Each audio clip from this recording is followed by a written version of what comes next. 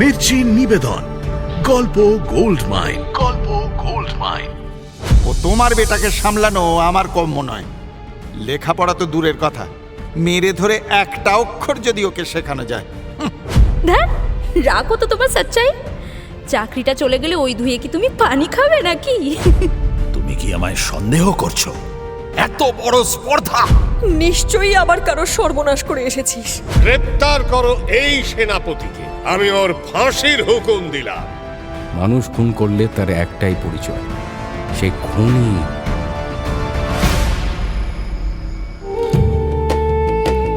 মির্চি গল্প gold mine শুনছেন আরব্য রজনী। আজ শুনবেন আলাদিনের আশ্চর্য প্রদীপ, প্রথম পর্ব।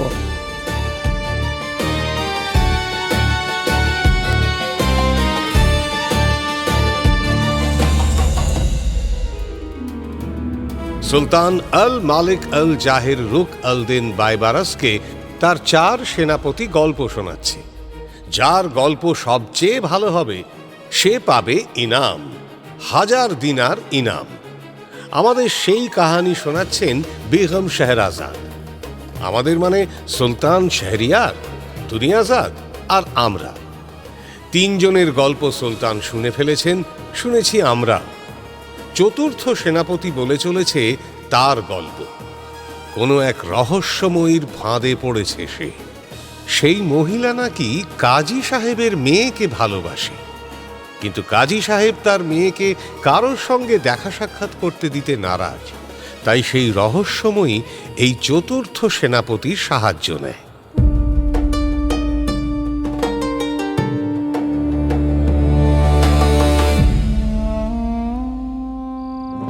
এই সেনাপতি তখন সবে সৈন্যদলে যোগ দিয়েছে। সেনাপতি তখন হয়নি, এমনকি কোতোয়ালও নয়। দাঁড়াও দাঁড়াও বেগম, তুমি যে বলেছ ওই রহস্যময়ী একে কোতোয়াল বলে ডাকছে। সেও তো এক চাল হুজুর। নিম্নপদস্থ কর্মচারীকে উচ্চপদস্থ কর্মচারীর ইজ্জত দিলে কর্মচারী খুশি হয়। বুঝেছি। তো এই আজকের সেনাপতিটি তো সেই দিন এই মহিলাকে কাজী সাহেবের ঘরে রাত কাটানোর ব্যবস্থা করে দিয়ে এলো। পরের দিন শুনল কাজী সাহেবের বাড়িতে চুরি হয়েছে। ভুলে গেলেন নাকি আপনি? পরের দিন এই সেনাপতিরই তো বহাল করে আসা সিপাহীরা এসে খবর দিল। হ্যাঁ, এবং তারপর কাজী সাহেব এসে চোটপাট করল। 3 দিন সময় দিল চোরকে ধরে দেওয়ার।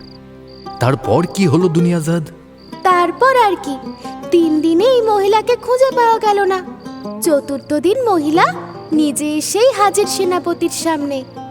হঠাৎ মহিলা কণ্ঠে চমকে ওঠে সেনাপতি। চোখ খুলতেই দেখে সামনে সেই মহিলা দাঁড়িয়ে। আরে তুমি? এই আরে চুপ চুপ চুপ! কোতোয়াল সাহেব, করছো কি? এই যে দেখছি তুমিও মরবে আর আমাকেও মারবে। সিপাহী রক্ষীদের ডাকতে যেতেই মুখ চেপে ধরে মহিলা। সেনাপতি আর দেরি করে না, কোমর থেকে তলোয়ারখানা বের করে বাগিয়ে ধরে। এই খবরদার, আর বুড়বাক বানাতে এসো না আমাকে। নাকের ডগায় খোলা তলোয়ার দেখেও এক চিলতে ঘাবড়ায় না মহিলা। খামোশ! চলো চলো কাজী সাহেবের কাছে, চলো তুরন্ত। সেনাপতির যে রূপে চোর গুন্ডা বদমাশের দল ভয় কাঁপে, সেই রূপে লেশমাত্র ভয় পায় না সেই মহিলা। আবার হেসে ওঠে সে। তুরন্ত! চুপ করো বদতমিজ! হাসছো কেন পাগলের মতো? হাসছি কি আর সাধে? তোমার মতো বুড়বক আমি দুনিয়ায় দুটো দেখিনি। বুড়বাক? সাচ্চা ইনসান আমি। সেটা যদি আমার বুড়বাকি হয়। ধ্যান, রাখো তো তোমার সচ্চাই। চাকরিটা চলে গেলে ওই ধুয়ে কি তুমি পানি খাবে নাকি? চাকরি যাবে? আমি তোমাকে ধরিয়ে দিয়ে ইনাম নেব। সচ্চাইয়ের জিত হবে। আচ্ছা, তা হুজুর দেরি করছো কেন? এই তো আমি তোমার সামনে হাজির, নিয়ে চলো আমাকে। কিন্তু সেদিন যে ওই মেয়েটা আমিই ছিলাম সেটা তুমি জানো, আর কে জানে? কেন? কাজী সাহেবের বাড়ির লোকজন আর তোমার আশিক কাজী সাহেবের মেয়ে জানে। আমার আশিক কাজী সাহেবের মেয়ে? সে তো আমাকে কোনোদিন দেখেইনি।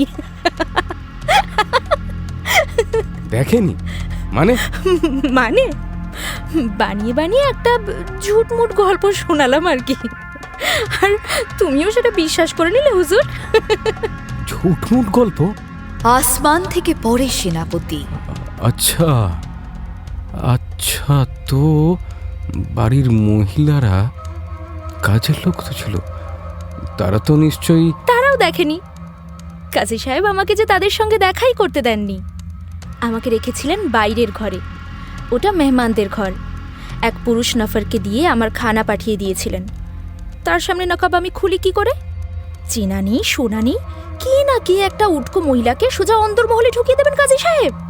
তুমি হলে করতে, হয়তো ঘরেই ঢুকতে দিতে না, বিদায় করে দিতে আমায়। মাথায় হাত দিয়ে বসে পড়ে সেনাপতি। এখন কি করবে সে? তার চাকরি নিশ্চিত যাবে, সঙ্গে জানটাও। আমার বুদ্ধি যদি মানো তো তোমার কিচ্ছু হবে না, চাকরিও বাঁচবে আর জান তো বাঁচবেই। শোনো সাহেব, তোমার বাঁচার একমাত্র ফিকির হেই আমিই বাতলে দিতে পারি। কি ফিকির? কিছুই না, ওই শুধু একটা খুন করতে হবে। খুন? না না, জবরদস্তির কিছু নেই, আর খুনটা সকলের চোখের সামনে হবে, কিন্তু কেউ তোমায় দোষও দিতে পারবে না। ভেবে নাও, নিজের জান বাঁচাবে নাকি? সেনাপতি লোক লস্কর নিয়ে হাজির হয় কাজী সাহেবের বাড়ি। কে মিয়া, পেলে তাকে? জি এখনো ঠিক। অপদার্থ, এই তোমরা দেশের রক্ষক, একটা চোরকে নিজে আমার বাড়িতে ঢুকিয়ে দিয়ে গেলে আর এখন তাকেই খুঁজে বের করতে পারছো না? আমাকে কি বুড়বাক পেয়েছো? বুঝি না আমি? আমার তো মনে হয় সবই জানো তুমি। নিশ্চয়ই তোমার সঙ্গে সাঁট আছে চোরের। বিশ্বাস করুন হুজুর, আমার সঙ্গে তার কোনো সাঁট নেই, আর আমি তাকে খোঁজার কোনো কুসুরও বাদ রাখিনি, শুধু একটা জায়গায় বাদে। খোঁজার কোনো কসুর বাদ রাখনি বলছো, আবার বলছো একটা জায়গা বাদে? স্পষ্ট করে বলো। জি একটা জায়গা শুধু তল্লাশি বাকি আছে, সেখানেই বোধ হয়। সে কি, এখনো তল্লাশি খতম করতে পারোনি? আপনার ইজাজত না পেলে তো সেখানে তল্লাশি করতে পারবো না হুজুর। ইজাজতের কি আছে? যেখান থেকে হোক ধরে আনতে পারলেই হলো ওই চোরকে। যাও, আমি ইজাজত দিচ্ছি। তাহলে হুজুর অন্দরমহলে খবর পাঠান, তল্লাশি হবে। খামোশ বেয়াদব! খুদ কাজী সাহেবের বাড়িতে তল্লাশি? কেন নয় হুজুর, সারা শহরটা খুঁজে দেখা হয়ে গেছে, সুলতানের প্রাসাদের অন্দরমহলের খোঁজ পর্যন্ত নিয়েছি, বাকি আছে শুধু আপনার অন্দরমহল। হতে তো পারে সে কোনো সূত্র ফেলে গেছে বা বা আবার কি?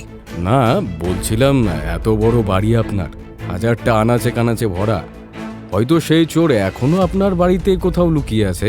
বাড়িতে যে চোর লুকিয়ে থাকা সুখের কথা নয়, সুতরাং অন্দরমহলে তল্লাশির খবর পাঠাতে দেরি করে না সে। কিন্তু সারা বাড়ি তন্ন তন্ন করে খুঁজেও চোরকে পাওয়া যায় না, তবে তার নিশান পাওয়া যায়। সে নিশান মারাত্মক। হুজুর, এই রক্তমাখা বোরখা, এটাই তো সেদিন ওই মহিলা পড়েছিল না? আমরা সবাই দেখেছি। কাজী সাহেবের রসুই ঘর থেকে উদ্ধার হয় সেই বোরখা। একটা বাতিল তেলের পিপের মধ্যে গোঁজা ছিল সেটা। কি ফালতু বকছো? না না, এ হতে পারে না, এ হতে পারে না। হতে পারে না কি হুজুর? হয়েছে তো, আপনার চোখের সামনে এটা বের করেছি আপনারই রসুই ঘরে রাখা পিপে থেকে। চুরির ফাঁকে আট ঘাট বেঁধে রেখে গেছে চোর সেই মহিলা। কাজী সাহেবের রসুই ঘরে একটা বাতিল তেলের পিপে আছে, ওতে একটা রক্ত মাখা বোরখা পাবে কোতোয়াল সাহেব। কসাইয়ের দোকান থেকে নেওয়া রক্ত জবাই করা খাসির। বোরখাটা দেখতে ঠিক আমি যেমনটি পরে গেছিলাম তেমন। সেই বোরখার ওখানে রক্ত মাখা অবস্থায় থাকার একটাই মানে, আপনি ওই মহিলাকে খুন করেছেন কাজী সাহেব, করে ওর লাশ গায়েব করে দিয়েছেন, আর সঙ্গে যে চুরির ঘটনা, সেটা একটা খুনকে ঢাকার ফিকির মাত্র। তুমি কি আমায় সন্দেহ করছো? এত বড় স্পর্ধা! হুজুর, রাস্তার একটা ভিখিরি হোক বা আপনি, বা হোক না দেশের সুলতান, মানুষ খুন করলে তার একটাই পরিচয়, সে খুনি। একজন কাজী, একজন সম্মানীয় ব্যক্তি, এত বড় একটা অপবাদ সহ্য করে কি করে? সেনাপতির কথায় সে সঙ্গে সঙ্গে মাটিতে লুটিয়ে পড়ে এবং সেখানেই তার মৃত্যু হয়। এই হলো আমার কিস্সা। বাত খুব, ইনাম তোমারই পাওয়া উচিত সেনাপতি। তোমার কাহিনী সেরা। শুধু আমায় একটা কথা বলো। জি হুজুর। এই যা যা বললে এটা কি সত্যি, নাকি কিছু ঝুট মুটকা মিলাওয়াটও আছে? বিলকুল সচ্চা কাহানি হুজুর। এই আমার জীবনের ঘটনা, এতে একটা শব্দও আমি জুড়িনি। আর সেই মহিলা, সেই যার জন্যে এত কিছু, সে আর কোনোদিন ফিরে আসেনি।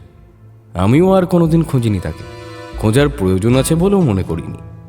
তাকে পেলে ভালো হতো। এই কাহানির জন্য ইনামের হকদার তো সেও। বিলকুল হুজুর। তো সে যখন নেই, তখন ইনামের পুরোটা আমি তোমাকেই দিচ্ছি। হুজুর, হুজুর, সেনাপতিকে 1000 দিনার ইনাম দাও আর গ্রেপ্তার করো এই সেনাপতিকে। আমি ওর ফাঁসির হুকুম দিলাম। এ কি, এ কিরকম ইনাম হুজুর? এ কি বলছেন আপনি? কেন সেনাপতি? মানুষ খুন করলে তার একটাই পরিচয়, সে খুনি। আর তো বেশি কিছু আমি বলিনি। কিন্তু বেগম, সেই রহস্যময়ী মহিলার কি হলো? আসল উদ্দেশ্য কি ছিল তার? সে তো কাজী সাহেবের মেয়ের জন্য করেনি এসব। মানুষটা যে কাজী সাহেব হুজুর, কত লোকের বিচার করেছে, কার কি রাগ ছিল সে তো আর আমি জানি না। এবার কিসের কাহিনী শুরু করবে আপা? হ্যাঁ বেগম, তাই ভালো। শুরু করো নতুন কাহিনী। হুজুরের যেমন মর্জি। তুমি কি শুনতে চাও বলো দুনিয়াজাদ? আমি আচ্ছা আপা, সেই কাহিনীটা শুরু করো না। কোনটা? সেই আশ্চর্য প্রদীপের কাহিনী। আলা আল দিন ও তার জাদু চিরাগ। জাদু চিরাগ? সে কেমন চিরাগ? সেই চিরাগে একটা জিন আছে, ভারী মজার জিন, খুব ভালো। আচ্ছা, তাহলে শুরু করো বেগম। কাহিনীটা শুরু চীন দেশে।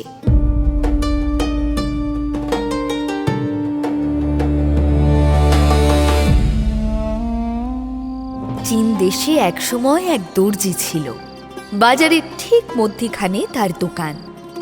দারুণ তার হাতের কাজ, পশারও নেহাত মন্দ ছিল না।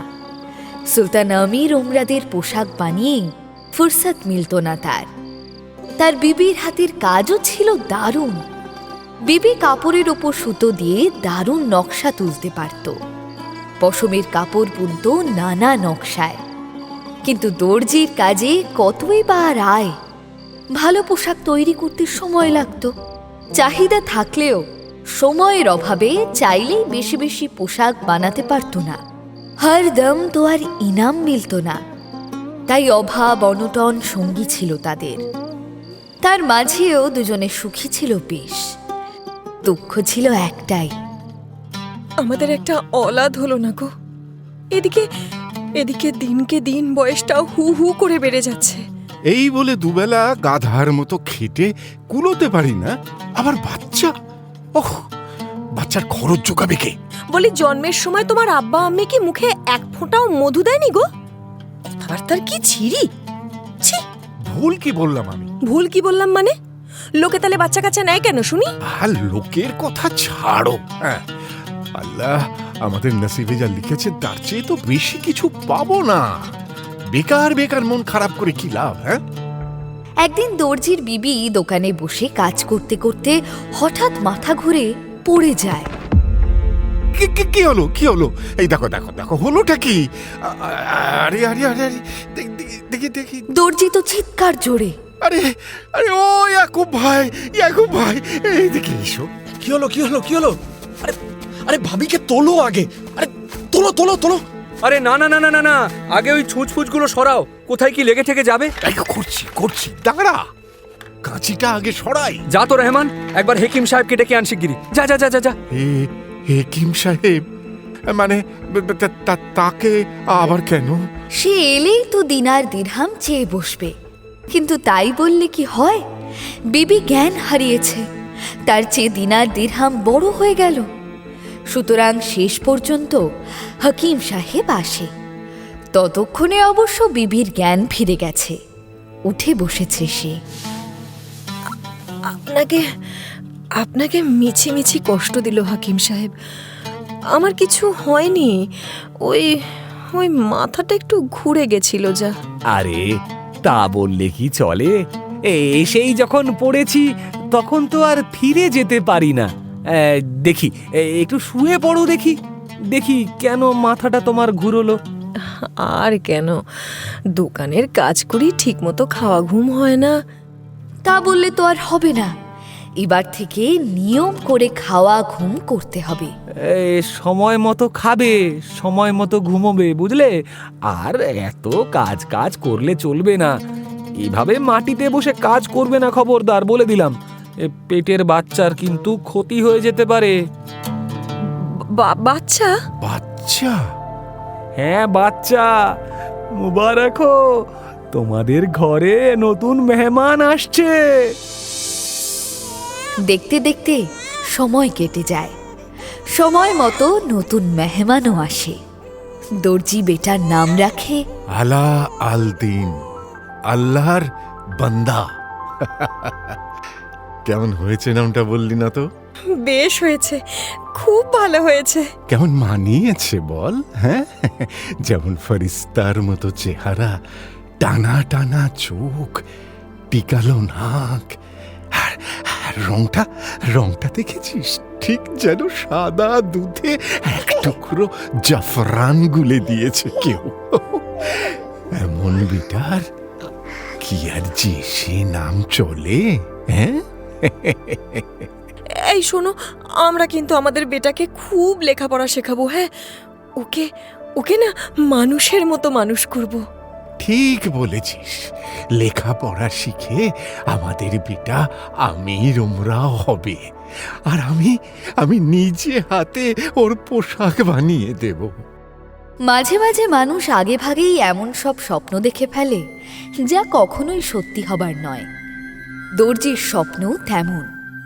বয়স হলে বেটাকে মাদ্রাসায় ভর্তি করে দেয় দর্জি। কিন্তু বেটা লেখাপড়া করলে তো। এক দুদিন তার সঙ্গে যুদ্ধ করে মাদ্রাসার মৌলভী সাহেব বুঝে যায় যে এর আর যাই হোক, লেখাপড়া হবে না। সারা দিন মাথায় দুষ্টু বুদ্ধি গিজগিজ গিজগিজ করছে। নিজে তো পড়েই না, অন্যদেরও পড়তে দেয় না। একে খোঁচা দিচ্ছে, ওর কিতাব ছিঁড়ে দিচ্ছে, তার কামিজে কালি লেপে দিচ্ছে। ও ভাই, তুমি কাল থেকে ওকে আর পাঠিও না।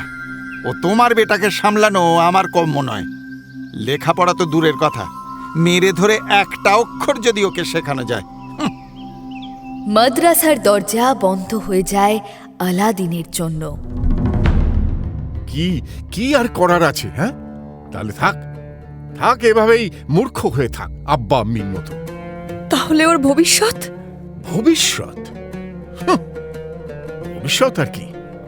তোর আমার মতো ওই দর্জিগিরি করেই খেতে হবে জীবনভর? কাল থেকে বরং ওকে দোকানে নিয়ে যাব সঙ্গে করে। শিখতে যখন হবেই, এখন থেকেই শিখুক। সেটাও শিখলে তো।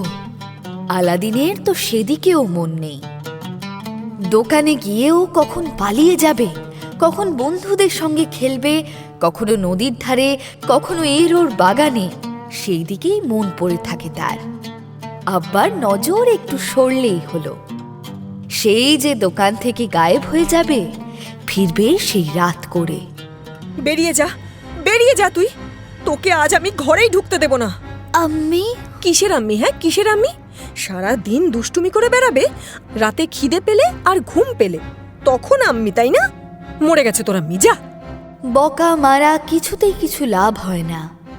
দিন দিন বেটা আরো বখাটে হয়ে যায়। বেটার যখন বয়স 12-13, তখন একদিন হঠাৎ দর্জি মারা যায়। আব্বা! দর্জি মারা যাওয়ার পরেও বেটার মতি ফেরে না। সারা দিন বাউন্ডুলেপনা করে বেড়ায়। শুধু খিদে পেলে আর ঘুম পেলে ঘরমুখো হয়। দর্জির বিবি দুঃখ করে লোকের কাছে। কত স্বপ্ন ছিল গো বেটাকে নিয়ে, কত কিছু ভেবেছিলাম, আর কি হলো? দিন দিন ছেলেটা এমন বেয়ারা হয়ে গেল। দুঃখ করে আর কি হবে, চেষ্টাও তো কম করেনি তারা। বেটাকে মাদ্রাসায় পর্যন্ত ভর্তি করে দিয়েছিল। এখন বেটা যদি এমন হয়ে যায় তাহলে তাদের কি করার আছে? ওর আব্বা স্বপ্ন দেখতো ছেলেকে লেখাপড়া শিখিয়ে বড় মানুষ করবে। সেই লেখাপড়া তো হলোই না। এখন আব্বা চলে যাওয়ার পরে দুবেলার খানাটুকু পর্যন্ত আমাকে গায়ে গতরে খেটে জোগাড় করতে হয়।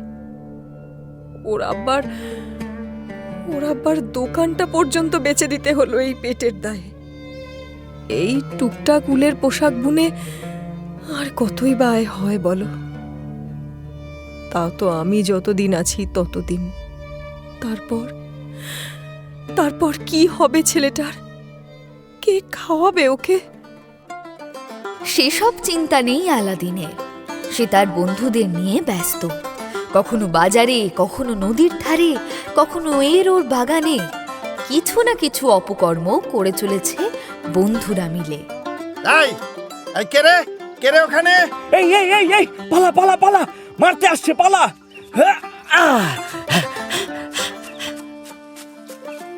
একদিন এমনই সে বন্ধুদের সঙ্গে ঘুরছে। এক দরবেশের চোখে পড়ে যায় সে। ওই ছেলেটাকে? ও, ওর নাম আলাদিন, আর বদমাস ছেলে। দরবেশ আসলে দরবেশ নয়, সে এক দুষ্টু জাদুকর। দরবেশের ভেগ ধরে ঘুরে বেড়ায়। লোকের মুখ দেখে ভাগ্য বলে দিতে পারে সে। আরো কত কিছু গুণ আছে তার, কিন্তু সেসব মানুষের ভালোই ব্যবহার করে না, ব্যবহার করে মানুষের ক্ষতি করতে। এই আজ সকালেই তো আমার দোকানের খদ্দের ভাগিয়ে ছেড়েছে। আমি প্রায় পটিয়ে ফেলেছিলাম। ও কোথা থেকে উদয় হয়ে এমন সব মিছে কথা বলতে শুরু করলো আমার দোকান নিয়ে যে খদ্দের পালিয়ে গেল। সে তো আর চেনে না ওকে।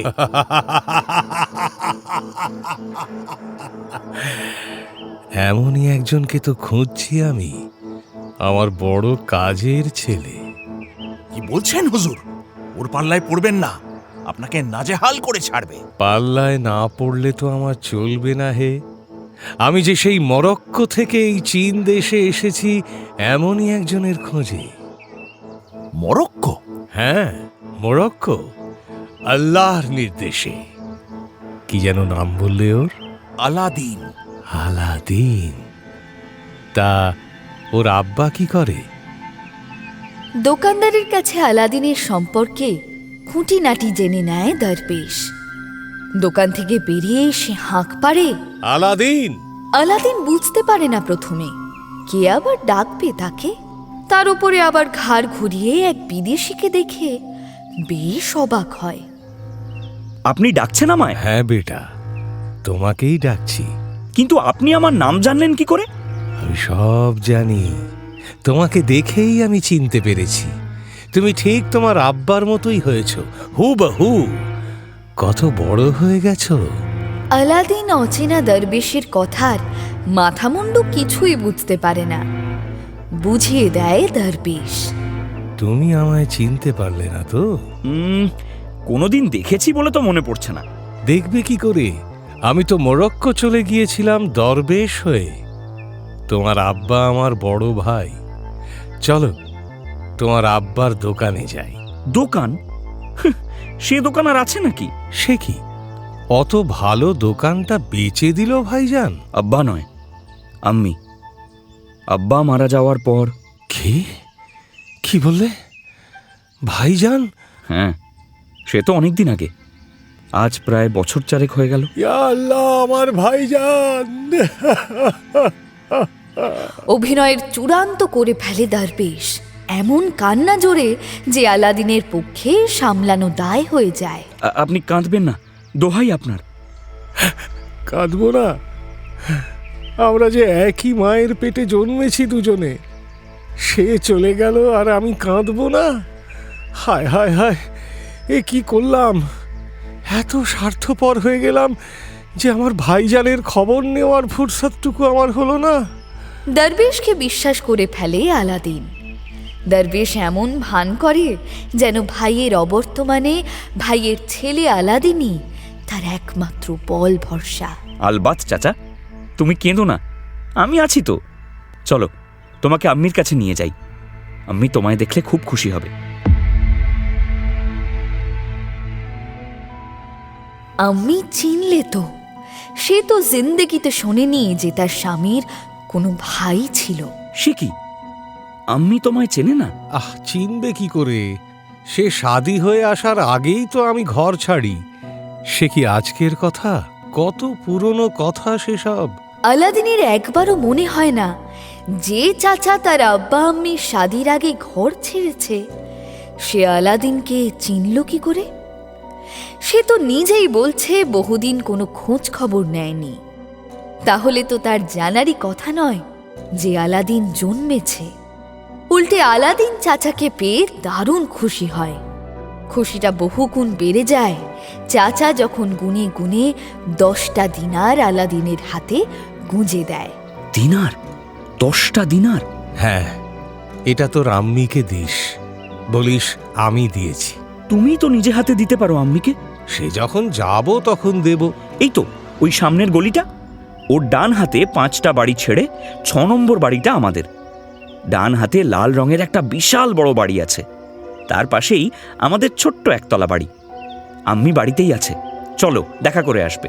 আজ নয়, কাল যাব। আজ একটু জরুরি কাজ আছে, সেটা মিটিয়ে আসি আগে। কাজ ফেলে রাখা উচিত নয়। দুষ্টু জাদুকর দরবেশ প্রথম দানটা ভালোই চালে। প্রথম দানেই মাত হয়ে যায় আলাদিন। এবার ওর আম্মিকে হাত করতে হবে।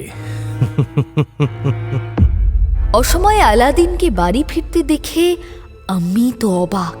কিরে, শরীর টরীর খারাপ হলো নাকি? এত তাড়াতাড়ি ফিরে এলি? জানো আম্মি, আজ একটা কাণ্ড হয়েছে। হায় আল্লাহ, নিশ্চয়ই আবার কারো সর্বনাশ করে এসেছিস। লোকজন তাড়া করছে নিশ্চয়ই।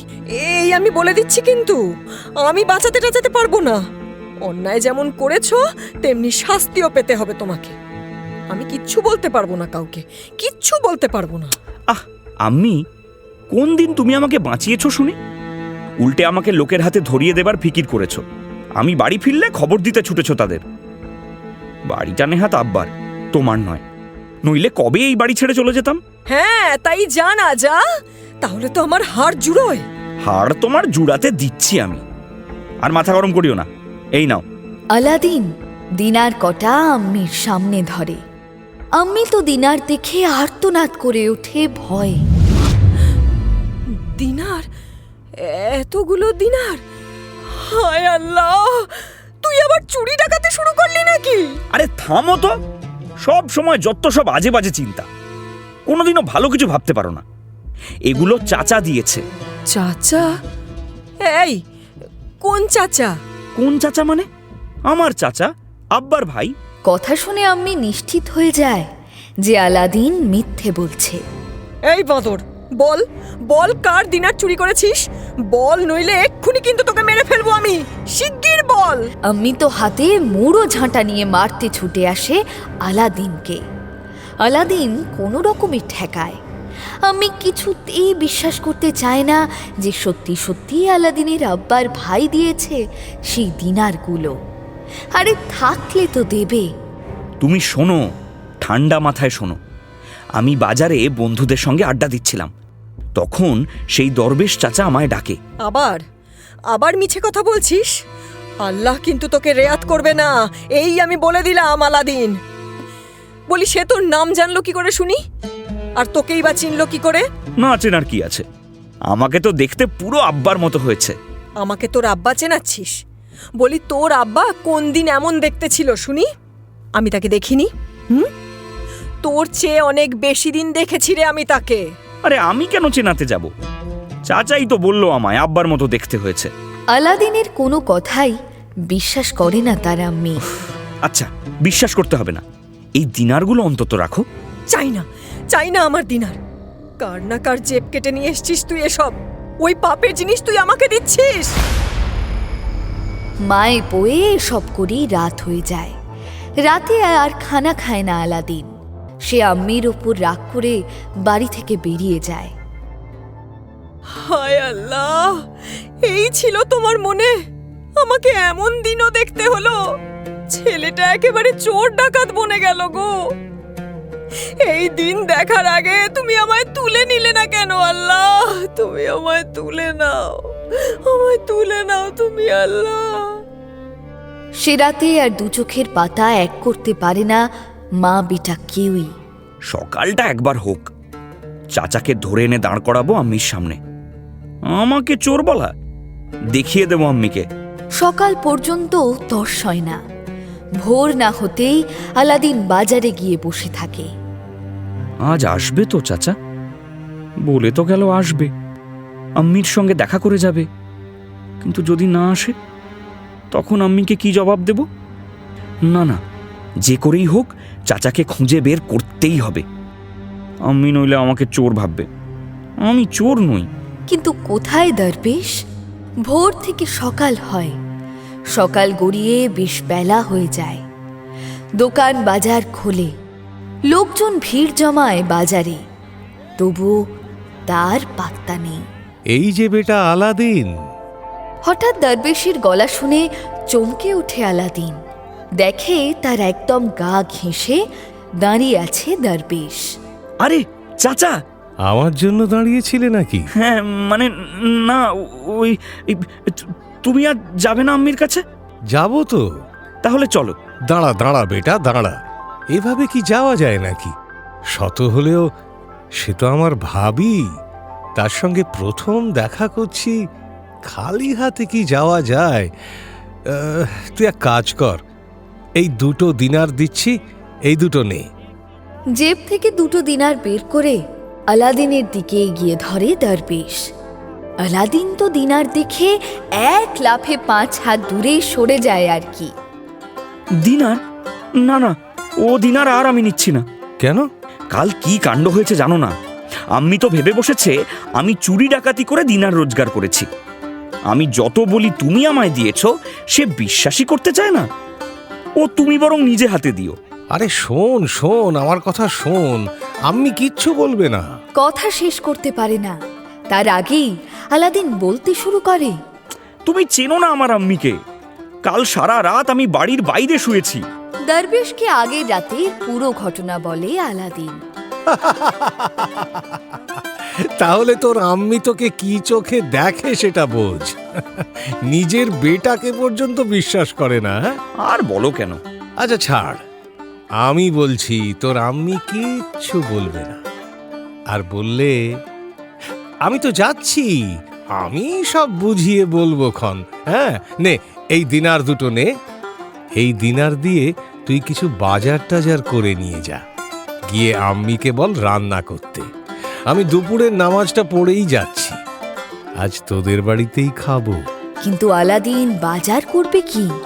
আমি তো বাজার টাজার করতে পারি না, জানি না কি কি কিনতে হয়, কোনোদিন করিনি তো।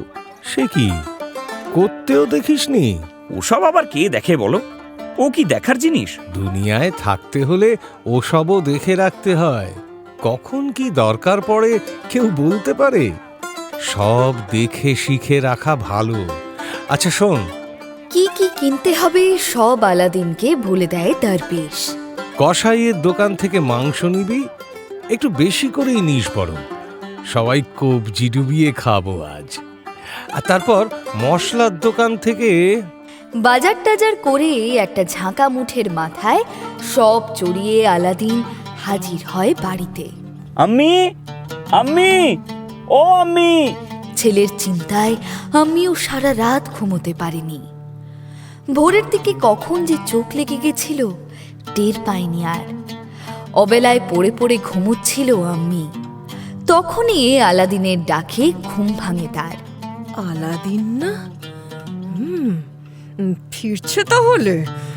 দেখাচ্ছি দেখাচ্ছি ওকে মজা। চুরি করা, চুরি করা, আবার শাসন করলে গোসা করে বাইরে বাইরে রাত কাটানো। আম্মি তো রীতিমতো তেড়ে ফুঁড়ে হাতে ঝাঁটা নিয়ে দরজা খোলে।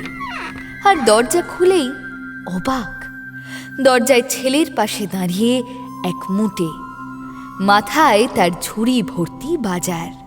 এ কি রে, এই মুটেটা আবার কে? ইয়ার দোস্ত নাকি? ইয়ার দোস্ত হবে কেন, বাজার নিয়ে এসেছে।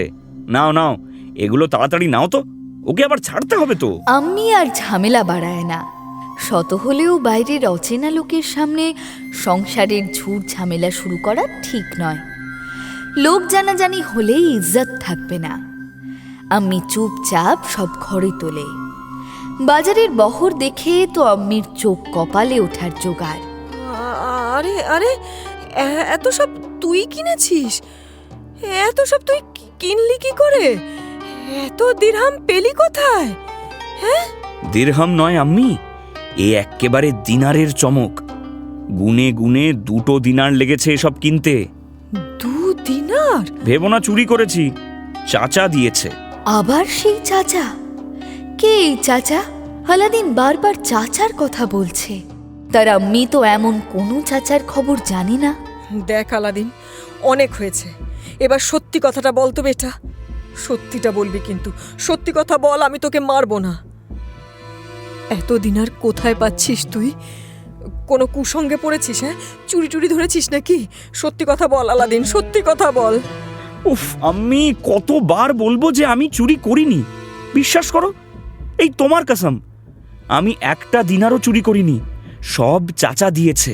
নিজের বেটাকে আমি ভালোই চেনে। সে যতই মিথ্যে বলুক না কেন, যতই হোক না কেন ডানপিটে, আম্মিকে সে ভালোবাসে। আম্মির কসম খেয়ে সে মিথ্যে বলে না, এটুকু বিশ্বাস তার উপর করা যায়। তাহলে তাহলে এই চাচাটি কে? হ্যাঁ, হঠাৎ উদয় হলো কি মতলবে? সব জানতে পারবে আম্মি, তাকে নিজেই জিজ্ঞেস করে নিও। সে আজ আসবে আমাদের বাড়ি, তোমার সঙ্গে দেখা করতে আসবে। আমার সঙ্গে? তাই তো 2 দিনার দিয়ে আমায় বলল বাজার করে নিয়ে যেতে। আমিও কি বাজারের কিছু বুঝি নাকি? সেই তো সব বলে দিল। সে তোমাকে রান্না করে রাখতে বলেছে। দুপুরের নামাজ পড়ে সে আসছে আমাদের বাড়িতে। আমাদের বাড়ি সে চেনে? আমি চিনিয়ে দিয়েছি, এমনভাবে বলে দিয়েছি যে ভুল হবে না। এখন নাও নাও নাও, দুপুর তো হতে চললো, তাড়াতাড়ি রান্না চড়াও, সে আবার এসে পড়বে। মনের খটকাটা মনেই পুষে রেখে রান্না চড়ায় দর্জির বিবি। একে একে নানা পদ রান্না করে। তারপর অপেক্ষা, অপেক্ষা আর শেষ হয় না। কি রে আলাদিন? কি আম্মি? দুপুর গড়িয়ে বিকেল হতে চলল, দুপুরের নামাজ তো সেই কোন কালে হয়ে গেছে। তো সেই চাচা কই? আসবে যখন বলেছে ঠিক আসবে। হ্যাঁ রে, সে আবার বাড়ি চিনতে ভুল করলো না তো? বললাম না, আমি ভালো করে চিনিয়ে দিয়েছি। দেখবে ঠিক সময় ওই মনে হয় এলো। আলাদিন লাফ দিয়ে গিয়ে দরজা খোলে। তার আম্মিও নাকাবটা টেনে নেয়। দরজা খুলে দেখে দরবেশ দাঁড়িয়ে, তার পেছনে দাঁড়িয়ে এক ঝাঁকা মুটে, মাথায় তার ঝুড়ি ভর্তি ফল মূল মন্ডা মিঠাই। এই তো চাচা, এসো এসো এসো, নামাজ তো কখন হয়ে গেছে, তুমি আসছো না দেখে আমি তো ভেবেই খুন। আরে খালি হাতে কি আর আসা যায় রে? প্রথম দেখা করতে আসছি আমার ভাবি জানের সঙ্গে, তাই একটু এগুলো নিয়ে এলাম। এই করতেই দেরি হয়ে গেল। এখন নে তো, এগুলো ঘরে রাখ। আলাদিন ঝাঁকা মুঠের কাছ থেকে ঝুড়িটা নেয়। তারপর পাওনা মিটিয়ে তাকে বিদায় করে দরবেশ। দরবেশকে খাটের উপর বসায় আলাদিন। দেখছই তো, ছোট্ট ঘর, তেমন কিছু নেই ও তোমায় বসাই, খাটেই বসো। ওতে আমার কোনো অসুবিধে নেই। আমি দরবেশ মানুষ, পথে ঘাটে বসে শুয়ে কাটাই। আমার কাছে এই খাটই জান্নাতের সমান। তা হ্যাঁ রে, ভাইজান বুঝি এই খাটেই? হ্যাঁ, আব্বা এই খাটেই শুতো, মারাও গেছে এই খাটে শুয়ে। আর তো খাট নেই আমাদের। আর যায় কোথায়? তক্ষুনি শুরু হয়ে যায় অভিনয়। আবার সেই কান্নাকাটি করে আলাদিনের আব্বার নামে হাজারো কথা বানিয়ে বানিয়ে বলে। একেবারে আলাদিনের চোখে পানি এনে দেয় দরবেশ। তোর আব্বা আমায় কোলে পিঠে করে মানুষ করেছিল। জানিস জানিস একদিন কি হয়েছিল? আমি তখন সব ফালতু কথা। স্রেফ আলাদিন আর তার আম্মিকে হাত করার জন্য এসব চাল। এর মাঝেই আলাদিন তার আম্মিকেও এনে দাঁড় করিয়ে দেয় দরবেশের সামনে। দরবেশ তাকে ভাবি টাবি বলে পা ছুঁয়ে কদমবুসি করে একটা মখমলের পোশাক হাতে তুলে দিয়ে তাকেও ভালো কবজা করে ফেলে। অভিনয়ের তোড়ে আলাদিনের আম্মির মনের সব সংশয় ভেসে যায় একেবারে। সে নিশ্চিত হয়ে যায় যে এই লোকটি তার স্বামীর ভাই। তাকে যে দেখতে অন্যরকম, গরমটাই আলাদা, দেখলে যে কেউ বুঝবে ভিনদেশী। এসব তার মনেই আসে না। শেষে মোক্ষম চালটা চালে দরবেশ। এই বয়সে ছেলেটা আব্বাকে হারালো, ভাবতেই কান্না পেয়ে যায়। কান্নাটা শুধু পেয়েই যায় না, দুফোঁটা পানিও গড়িয়ে পড়ে দরবেশের চোখ থেকে। দর্জির বিবিও কেঁদে ফেলে। সবই নসিব ভাই সাহেব, সবই নসিব।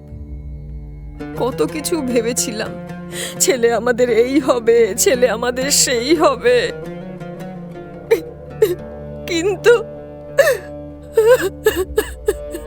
কেঁদো না, কেঁদো না ভাবি যান, কেঁদো না। আমি এসে গেছি, আর চিন্তা নেই। আমি ওর আব্বার বাকি কাজটা করে দেব। আমার বড় ভাইজানের বেটা মানে তো আমারই বেটা। আমি তো বিয়ে শাদী করিনি, ও ছাড়া আর কে আছে আমার এই দুনিয়াতে? আমার কবরে ওকেই তো মাটি দিতে হবে। দরবেশ আলাদিনকে পাশে ডেকে বসায়, একটু লোক দেখানো আদর টাদর করে নানা কথার পর বলে, কিচ্ছু ভাবিস না বেটা, আমি তোকে বাজারে একটা বড় সড়ো কাপড়ের দোকান করে দেব। হ্যাঁ, রেশমি কাপড় বিক্রি করবি। কাপড়ের ব্যবসায় মুনাফাই মুনাফা। আমি তো বহু বছর কাপড়ের সওদাগরদের সঙ্গে ঘুরে ঘুরে বেরিয়েছি।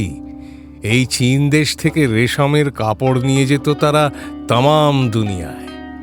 আমি ওই ব্যবসার ঘাঁট ঘোঁত ভালোই জানি। তোকে সব শিখিয়ে পড়িয়ে দেব। পারবি না করতে? পারবে না মানে? পারতেই হবে ভাই সাহেব, নইলে আমি চলে গেলে ওকে খাওয়াবে কে? আর কি চাই? পরদিন থেকেই শুরু হয়ে যায় বাউন্ডুলে আলাদিনকে দোকানদার করে তোলার আয়োজন। বুঝলি আলাদিন, প্রথমেই তোকে ভালো ভালো সাজ পোশাক পরতে হবে, চালচলন বদলাতে হবে। এই বাউন্ডুলের মতো চালচলন একদম চলবে না। লোকে দেখলে বলবে কি? ভালো পোশাক? কিন্তু আমার তো ভালো পোশাক নেই চাচা। এই একটা আছে, পরে আছি, আর আরেকটা আছে, কিন্তু সেটাতে তো তাপ্পি মারা।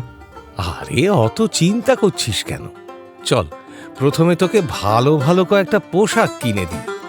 এই দেখ, আমি যে দরবেশ সেটা কি করে বুঝলি তুই? কেন? এই তোমার পোশাক দেখে? এই তো এটাই হচ্ছে আসল কথা। পোশাকটাই হচ্ছে আসল পরিচয় মানুষের। পোশাক বলে দেয় মানুষ কি করে। আমি যেমন এই সাদা আলখাল্লা পরে আছি, আমাকে দেখে তো তুই আর সুলতান ভাববি না। শুধু কি পোশাক, সেই সঙ্গে জুতো, পাগড়ি, এটা সেটা আরো কত কি কেনা হয়। এত কিছু? এই কিনতেই তো সব খরচ হয়ে গেল চাচা। সব কোথায়, তোর কিছুই খরচ হয়নি। আরে ও নিয়ে তুই মোটেই চিন্তা করিস না। তুই শুধু তোর ব্যবসা নিয়ে ভাব। ব্যবসা করতে নামছিস, আটঘাট বেঁধে নাম, নইলে ব্যবসা দাঁড়াবে না। এই যে খরচ হয়ে গেল বলে লাফাচ্ছিস, এগুলো মোটেই খরচ নয়, এগুলো ব্যবসার আমানত। কাপড়ের ব্যবসায়ী নিজেই যদি জেল্লাদার কাপড় না পরে, তাহলে লোকে পাত্তা দেবে কেন? তুমি এত ভালো ভালো কথা বলো না চাচা, আমার খুব ভালো লাগে। ভালো তো লাগবেই। খোদ তার আব্বাও তাকে কোনোদিনও এমন পোশাক কিনে দিতে পারেনি। সারা জীবন নিজে কম দামি কাপড়ের জুতো পায়ে দিয়ে কাটিয়েছে। তার বেটা হয়ে লাল টুকটুকে চামড়ার জুতো পরে রাস্তা দিয়ে হেঁটে যাবে আলাদিন, এটা যেন সে বিশ্বাসই করতে পারে না। তাই আবার মাথার সোনার জরির কাজ করা পাগড়ি। উফ, আমি তো ভাবতেই পারছি না কি সব হচ্ছে। এ কি সত্যি নাকি সব স্বপ্ন? আল্লাহর মেহরবানি বেটা, সব আল্লাহর দান। আল্লাহ আল্লাহ এতদিনে আমাদের দিকে মুখ তুলে চেয়েছেন। ঠিক বলেছ আম্মি, কথায় বলে না, আল্লাহ যখন দেন ছাপ্পড় ফাড়কে দেন। একেবারে ঠিক কথা। এসব নিয়ে কিন্তু হেলা ফেলা করিস না বেটা। বাউন্ডুলেপনা অনেক হয়েছে, লেখাপড়াটাও শিখিসনি নিজের ইচ্ছে। এখন এই সুযোগটাকে হাতছাড়া করিস না বেটা। আমি চলে গেলে তোর কি হবে বলতো? তাই তাই আমি থাকতে থাকতেই নিজেরটা নিজে গুছিয়ে নে, আমি যেন শান্তিতে চোখ বুঝতে পারি বেটা। আম্মির কথায় কেঁদে ফেলে আলাদিন। এভাবে বলছো কেন আম্মি? আমার খারাপ লাগে না বুঝি? প্রথম দিনটা তো গেল আলাদিনের পোশাক আশাক কিনতে। পরদিন সকালে আবার এসে হাজির হয় দরবেশ। কই ভাবিজান, আলাদিন কই? আরে ভাই সাহেব, আসুন আসুন আসুন। আহা, এসব আবার কেন? দরবেশ সঙ্গে করে এক ঝাঁকা মুটকে নিয়ে আসে। তার মাথায় ঝুড়ি ভর্তি নানা জিনিস, স্নানের সাবান, আতর, সুরমা, গন্ধতেল, নরম তোয়ালে, বালতি মগও নিয়ে আসে দরবেশ। একটু পানি গরম করো তো ভাবিজান, তোমার বেটাকে আজ ভালো করে স্নান করাতে হবে। এই না, সব এনে দিয়েছি, বাজারের সেরা আতর, তেল, সাবান, এমনকি বালতি মগ পর্যন্ত। বেটাকে স্নান টান করিয়ে একটু তৈরি করো, আমি একটু ঘুরে আসছি। দর্জির বিবি আলাদিনকে স্নান করাবে কি? দরবেশের আনা জিনিসপত্রের মধ্যে অর্ধেক জিনিস ব্যবহারিত করতে জানে না সে, চোখে দেখেইনি কোনোদিন। তার 14 পুরুষ কোনোদিনও চোখে দেখেছে কিনা সন্দেহ। কিন্তু তাই বললে তো চলবে না, ছেলেটার ভবিষ্যতের প্রশ্ন। সুতরাং ছেলেকে ডেকে ঘুম থেকে তুলে তার আম্মি। আলাদিন, আলাদিন বেটা ওঠ, দেখ কত বেলা হয়ে গেছে। ওঠ ওঠ ওঠ, দেখ দেখ তোর চাচা কত কি সব নিয়ে এসেছে তোর জন্য। কিরে ওঠ। চাচা কত কি সব এনেছে বলে কথা। আলাদিন কি আর ঘুমোতে পারে? শুনেই সে তড়াক করে লাফ দিয়ে উঠে বসে। কই কই কই, দেখি দেখি কি এনেছো, কোথায়? ওই তো। আঙুলের ইশারায় দর্জির বিবি বেটাকে দেখিয়ে দেয়। আলাদিন লাফ দিয়ে খাট থেকে নেমে সেগুলো হাতে নিয়ে দেখতে থাকে। ওরে ওরে, কি করছিস? সব নষ্ট হয়ে যাবে তো। চল চল, তোকে স্নান করিয়ে দি। একটু সবুর কর না, পানিটা গরম বসাই। পানি গরম করে ছেলেকে ভালো করে স্নান করায় তার আম্মি। উফ উফ উফ, আম্মি আম্মি আম্মি লাগছে তো। উফ উফ, আম্মি লাগছে তো। এই এই, চুপ করে বস, একদম নড়বি না। কত জন্ম ভালো করে স্নান করিসনি বলতো, আর করবি কি করে? সারাদিন বাইরে বাইরে ঘুরে বেড়ালে কি এসব হয়? এবার পালা সাজানোর। ছেলেকে সুরমা পরিয়ে, চুল আঁচড়ে, মাথায় সোনার জড়ির কাজ করা পাগড়ি পরিয়ে একেবারে শাহজাদার মতো সাজিয়ে দেয় আম্মি। হায় আল্লাহ, আমার নজর না লাগে। নিজের চোখ থেকে সুরমা আঙুলে দিয়ে কানের পেছনে নজর টিকা লাগিয়ে দেয় আম্মি। তখনই ফিরে আসে দরবেশ, আবার সঙ্গে একটা ঝাঁকা মুঠে। কি শুরু করেছেন বলুন তো ভাই সাহেব? আমি আবার কি করলাম? এই তো এত সব নিয়ে এলেন, আবার গেছিলেন খাবার আনতে। কি দরকার ছিল এসব আনার? এখনো তো আপনার আনা ফল মিঠাই সব পড়ে রয়েছে, এত সব খাবে কে? আটকিও না ভাবিজান, আমায় আটকিও না। আরে ব্যবসা করবে তোমার বেটা, ভুখা পেটে কি আর ব্যবসা হয়? পেটটাকে শান্ত রাখলে তবেই তো মাথা ঠান্ডা থাকবে। আপনার খালি অজুহাত। অজুহাত নয় ভাবিজান, অজুহাত নয়। এতদিন একা একা ঘুরে বেড়িয়েছি, এবার ঘরে ফিরে বড্ড মায়া পড়ে গেছে গো তোমাদের উপর। আসলে আপন মানুষ কেমন হয় কোনোদিন বুঝিনি তো। ঘর ছেড়েছিলাম ঝোঁকের বসে, এসব তো বুঝিনি তখন। বুঝলে আমি হারগিজ ঘর ছাড়তাম না। খানা পিনা সাজিয়ে দেয় বিবি। আরে আপনিও বসে যান ভাবি যান। ছি ছি, তাই হয় নাকি? আমার সঙ্গেও মেহমান নওয়াজি করছেন। মেহমান নওয়াজি নয় ভাই সাহেব, এটা আমাদের মেয়েদের উসুল। আমরা বাড়ির পুরুষদের না খাইয়ে নিজেরা খাই না। খানাপিনা শেষ করতে অনেক বেলা হয়ে যায়। হাত মুখ ধুয়ে আলাদিন বিছানায় এলিয়ে দেয় নিজেকে। তাই দেখে রে রে করে ওঠে দরবেশ। আরে আরে আরে, করছিস কি আলাদিন? পোশাকটা নষ্ট হয়ে যাবে তো। ও হ্যাঁ, দাঁড়াও, কামিজটা খুলে রাখি। খুলে রাখি মানে? শোয়ার ধান্দা করছিস নাকি? চল আমার সঙ্গে। কোথায় যাব? চল, আগে শহরটা ঘুরে আসি। এই রোদের মধ্যে? এমন পেট পুড়ে খাওয়ার পরে একটু গড়িয়ে নিতে দেবে না চাচা? জিন্দেগিতে অনেক গড়াগড়ি দিয়েছিস, আর না। এবার গা ঝাড়া দিয়ে উঠে দাঁড়া তো দেখি। চল চল, একবার শহরটা ভালো করে ঘুরে দেখে আসি। আগের মতো তো আর নেই, অনেক বদলে গেছে। দেখে আসি কোথায় দোকানটা দেওয়া যায়। ভালো একটা জায়গা খুঁজতে হবে। চাই কি তেমন ঘরটর পেয়ে গেলে আজই বায়না করে আসবো। দরবেশের সুরে সুর মেলায় দর্জির বিবিও। এমনি সময় তো ঘরে থাকতে ইচ্ছে করে না মোটে। সুযোগ পেলেই বন্ধুদের সঙ্গে টই টই করতে বেরিয়ে যাস। আজ যখন কাজের ব্যাপার, তখনই যত আলিস্যি তোকে ধরেছে, তাই না? যা যা যা, চাচা যেমন বলছে তেমনটা কর। যা, চাচাকে নিয়ে ঘুরে ফিরে দেখ তো শহরটা। যা, দেখে আয়, যা। দেখার আর কি আছে? অত বড় বাজারটা কি করতে আছে? দোকান খুললে ওখানেই খুলতে হবে। আর কোথাও খুললে লোক আসবে নাকি? জানতেই পারবে না। সাবাস, তোর হবে। তোকে দিয়ে ভালো ব্যবসা হবে। এই তো দেখি বুদ্ধি খুলেছে। কিন্তু বেটা, শুধু দোকান খুললেই তো হলো না। দোকানে কেমন কি পসরা সাজাবে সেটাও তো ঠিক করতে হবে। সে তো ওই থাক থাক, প্রথম দিনই অত বাড়াবাড়ি করতে হবে না। আগে চল আমার সঙ্গে, একটু ঘুরে ফিরে দেখে আসি। লোকজনের কেমন পছন্দ অপছন্দ সেটা জানতে হবে না? চল। আলাদিনকে সঙ্গে নিয়ে পথে নামে দরবেশ। এবং আমাদেরও কাহানি শোনা আজকের মতো শেষ হয়, তাই তো আপা? তেমনই তো হুকুম বেহেন।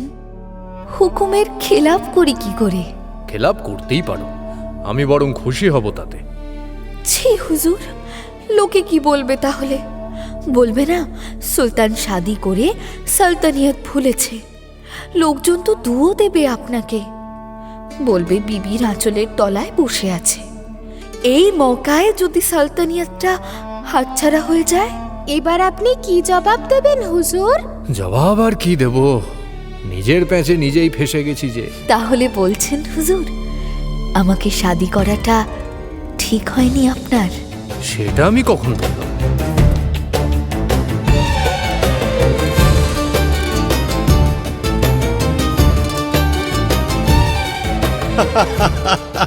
আমরা অবশ্য বলবো, খুব ঠিক করেছে সুলতান শাহরিয়ার। নইলে আমরা বেগমের গল্পগুলো শুনতাম কি করে? না হয় রোজ রোজ শেষ না হোক সে গল্প বলা। গল্প তো শোনা যাচ্ছে।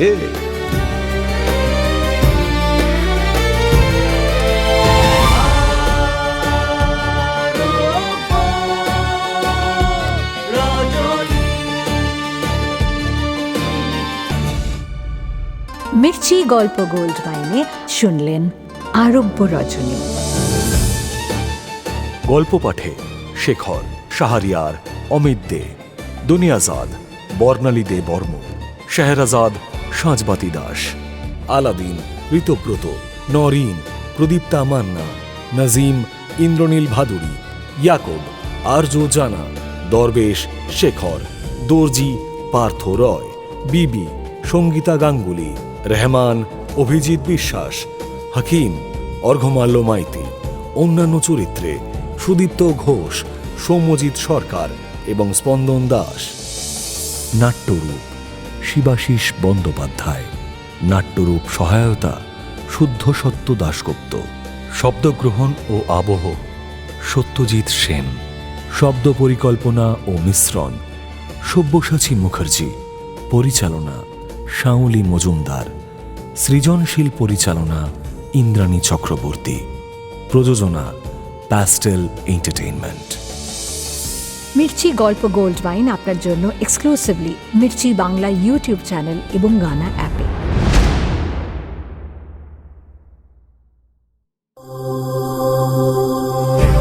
মির্চি নিবেদন গল্প গোল্ড মাইন।